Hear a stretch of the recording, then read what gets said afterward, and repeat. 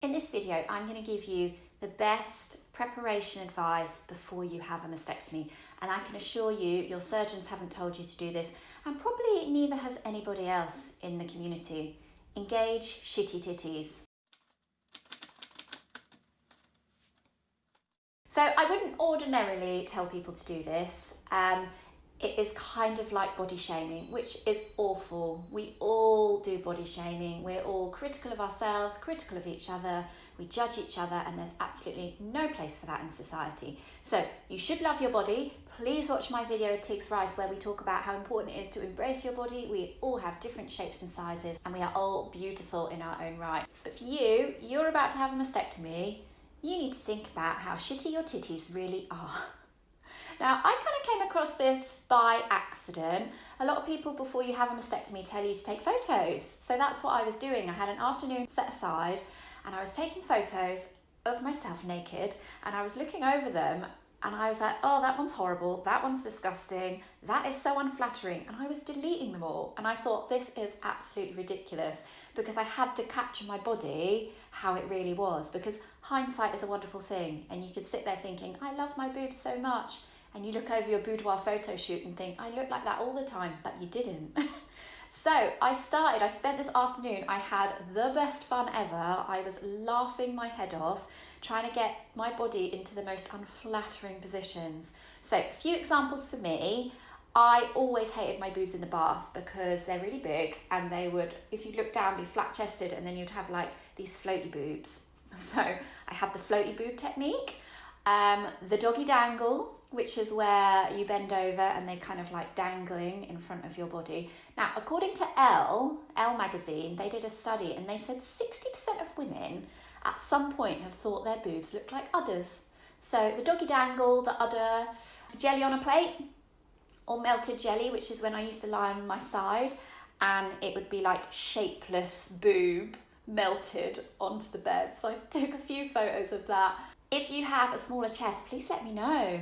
What are the most unflattering positions and what are your names for them? Take photographs. If you're like, oh, I don't really feel comfortable taking photographs, record it in any way possible. I also did in my journal to start with, like years ago, I started writing this before I realised I'm rubbish at writing.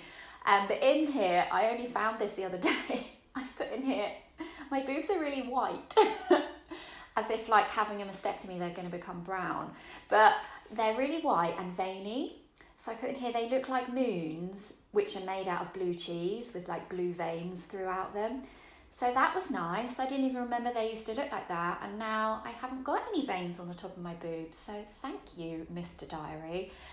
I also recorded myself. So I did a video which was about 4 minutes long, just talking about times in my life that my boobs have let me down or reasons that I didn't like them. Here is an example. You have shit tits. You have hated your boobs out of a bra since probably like the age of 16, 17, because they're like this.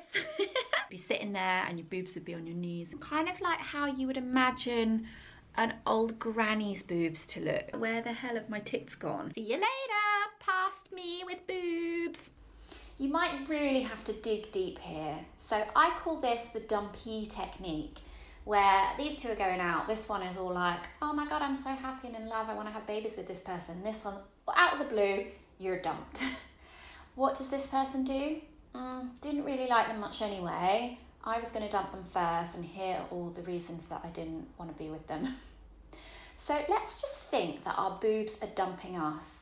I know a lot of us loosely have made the decision. It's kind of been taken out of our hands, especially if you have cancer and you've been told you have to have a mastectomy.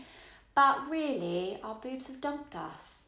What did we hate about them? Have they maybe squirted milk when you were in a public place unexpectedly?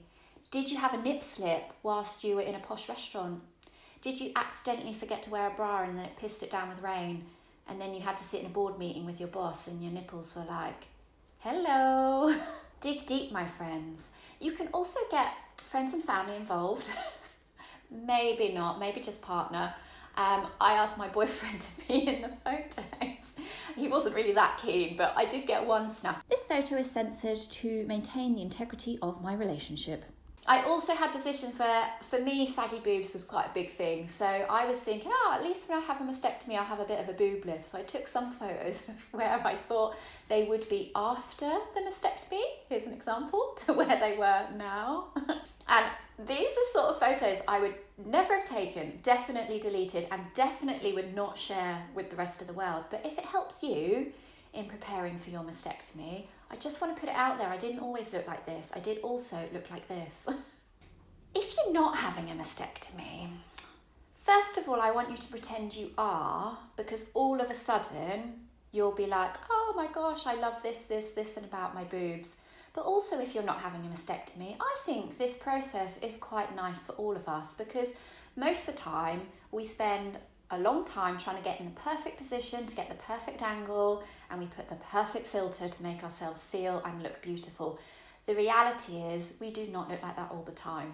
We have jelly boobs, we have udder boobs, we have wrinkly foreheads and baggy eyes. So it's really good to capture the reality of what we look like and not always put this ridiculous, beautiful lens on everything. If you genuinely can't think of anything, you're having a mastectomy, you've got cancer, you've got a gene mutation, you can't think of anything, and for you right now, this is the worst thing in the world, just think about the reason your boobs are dumping you and how they've let you down in that sense. And remember, you're doing this to live longer, so really it doesn't matter what they look like at the end of the day if you're going to be alive and kicking. Now, I am 8-9 weeks post-mastectomy. And as I said earlier, my biggest thing was about having saggy, booby, doggy dangle. And here they are now, current day boobs. I am not wearing a bra, which I never ever would have been able to do in my past boob life. So I know having a mastectomy is and can feel like the most horrific and scariest thing in the world, but there are positives. And genuinely, by focusing on the negatives before my operation, it has really helped me now with my mental health and with my recovery.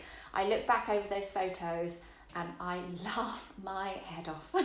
I look back at my Tiggs Rice photos and I'm like, oh, I was so beautiful. And I look back at my own and I'm like, oh God, I'm so glad I don't have those boobs anymore.